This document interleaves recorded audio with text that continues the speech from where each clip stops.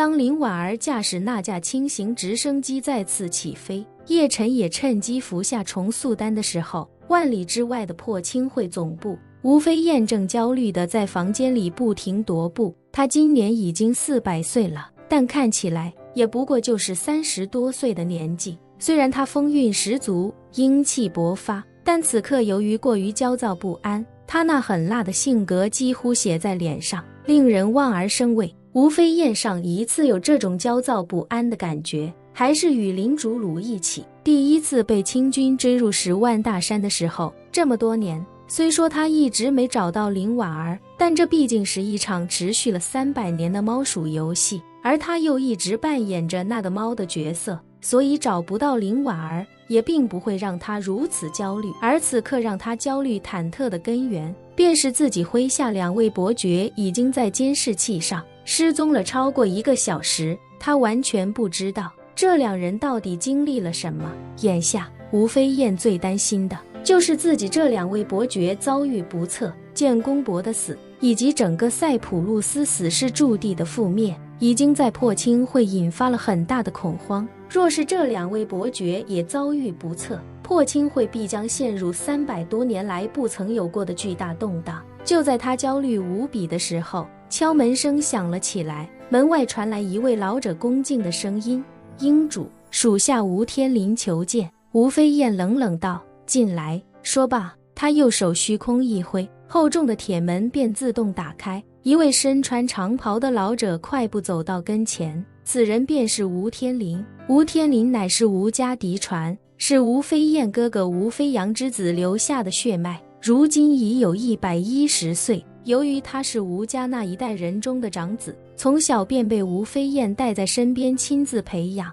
很受吴飞燕器重，是他的最大心腹，也是整个破青会的智囊。一进房间，吴天林便毕恭毕敬地说道：“回英主，属下收到了一些精灵的风声。”吴飞燕不耐烦地冷声喝道：“快说！”吴天林道：“属下让人在精灵当地网络和短视频账号里搜索到了一些讯息，今晚安家人居住的万柳山庄附近曾经雷声不断，而且就在那附近还爆发过一声极其强烈的巨响，巨响甚至整个精灵都听得一清二楚。”吴飞燕表情一凛，有些惊慌地问道：“巨响？什么样的巨响？是像上次一样的炸雷声，还是如炸弹爆炸的爆破声？”吴天林道：“回英主，是爆炸声。”吴飞燕眉头紧皱，若真是爆炸声，说不定常胜伯已经以身殉我破青会了。吴天林惊呼道：“英主，什么样的敌人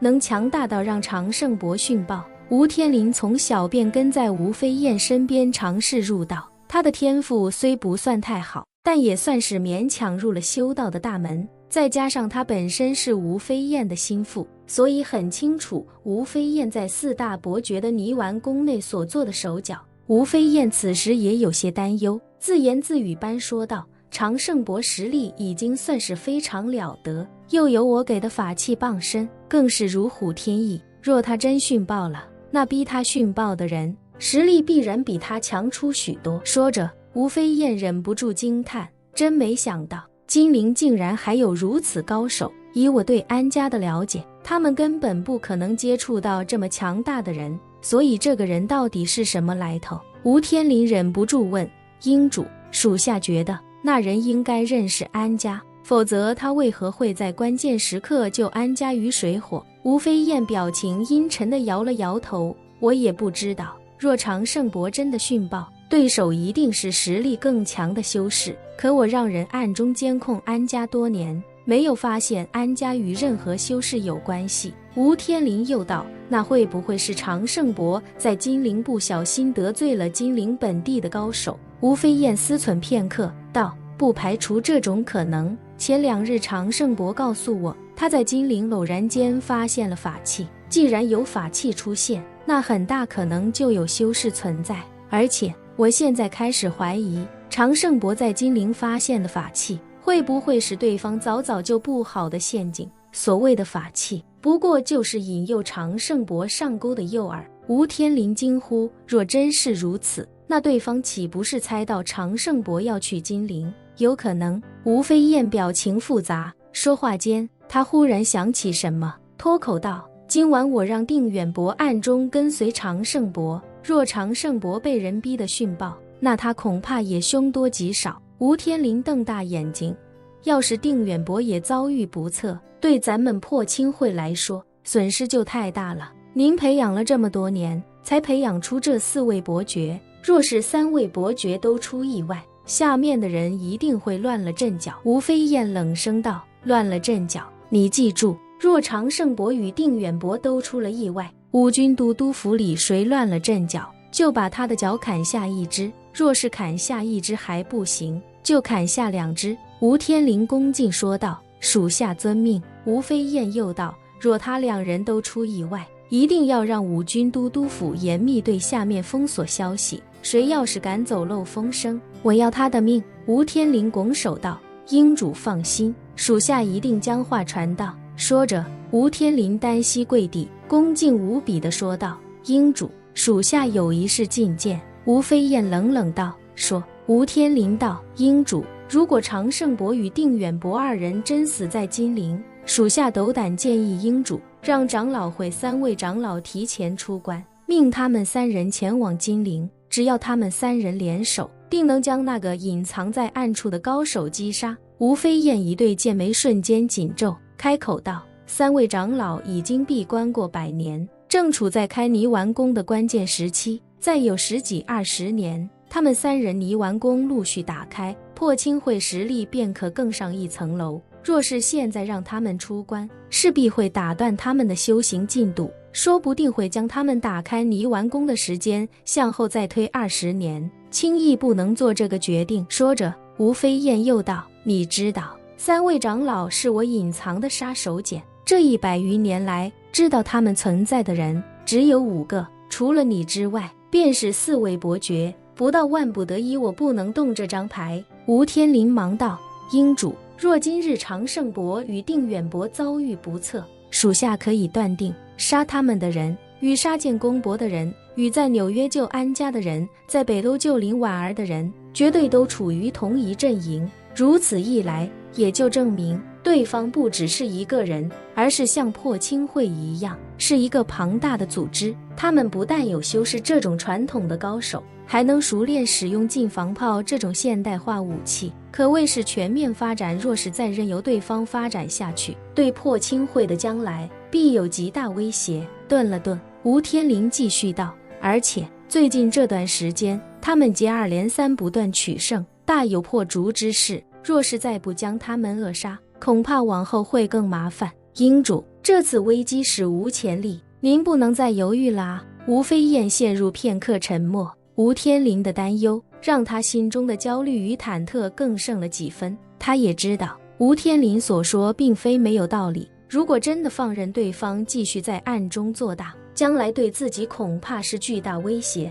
想到这，他便咬牙说道：“你立刻通知中军都督府，让他们立刻派最好的斥候乘坐飞机前往金陵查探。常胜伯若真殉报，巨大威力必然会留下半径数百米的爆炸痕迹。明天天亮之后，只要他们飞过万柳山庄上空，就一定能够发现爆炸现场。若是确定常胜伯已经殉报，我便让3位长老出关，让他们3人去金陵，联手将那人找出来，碎尸万段，永绝后患。”另一边，林婉儿驾驶的直升机已经飞到了爆炸中心点的正上方。由于叶晨已经付了重塑丹，身体几乎无法动弹，于是他便驾驶着直升机，打开机身的探照灯，以机手向下倾斜的姿态，绕着整个山谷低空飞行，同时借着灯光查探下面的情形。此时的叶晨正感受着体内骨骼、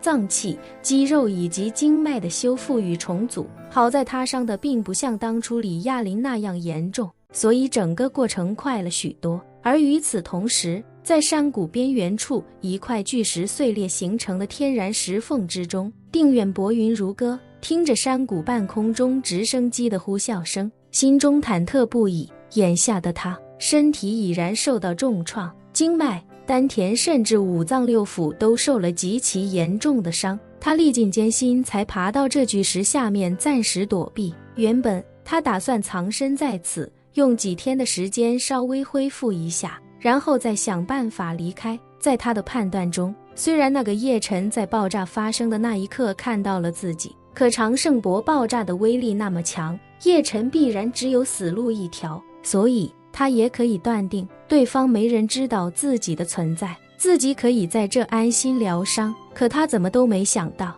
如意算盘刚打响，竟然又来了一架直升机，而且那直升机一直在山谷中盘旋，似乎在寻找什么。他心中暗忖，莫非那帮人找不到叶晨不死心，所以又来找他了。想到这里，他又稍稍放心些许，暗道只要他们不是来找我的就行。随即他猛然想到英主，心中惊呼，今日长胜博自爆，我也跟着失踪，英主一定会想办法调查清楚，我一定不能让他知道我还活着。于是他费力地从口袋里将自己的手机掏了出来，手机此时已经完全碎裂变形，连电池都因为形变而发生了鼓包。看到这，他终于松了口气，想来这手机也不可能继续向英主反馈自己的位置。约莫10多分钟过去，叶晨终于从重塑丹的药效中恢复过来，他扭了扭脖子，在狭窄的机舱内费力地伸了个懒腰，整个人已经没了半分重伤虚弱的模样。一旁的林婉儿惊叹连连，公子你已经恢复了。叶晨点点头道，身体恢复了，但灵气还没有。说着又掏出2颗培元丹，一把塞进嘴里，丹药一入腹中，便化作精纯的灵气，顺着已经修复的经脉与丹田，向着周身蔓延开来。叶晨感受到澎湃的灵气重新回归，整个人立刻体会到了一种说不出的舒爽。一旁的林婉儿感受到他体内又重新有了灵气的充盈，惊喜地说道，看来公子已经完全恢复了。叶晨微微点头，不禁感叹，人是恢复了，但那枚戒指估计还需要很多灵气，这个只能慢慢来了。说着他问林婉儿，林小姐在这山谷中有没有什么发现？林婉儿道，奴家刚才低空扫了几圈，没看到定远博的尸体，他大概率还活着，而且奴家低空飞行的时候，直升机的强风能吹开草木，几番巡视下来，山谷的平坦地带应该也葬不了人，这里四面环山，定远博应该已经身受重伤，想靠他自己爬出大山的可能性几乎为零，大概率就藏在这四周的山脚下，咱们可以下去仔细找一找。叶晨点了点头，赞同地说道，林小姐的推测很有道理，既然这样，辛苦林小姐将直升机尽可能低地靠近山脚，我以灵气查探一番。吵！林婉儿立刻将直升机的高度降到最低，几乎擦着山脚下的树梢缓慢飞行，而叶晨则释放出灵气至身体周围，以此来感知定远博的下落。此时的云如歌身在山谷的另一端，眼见那直升机不仅没走，反而开始降低高度，沿着山脚一点点向自己所在的方向靠近。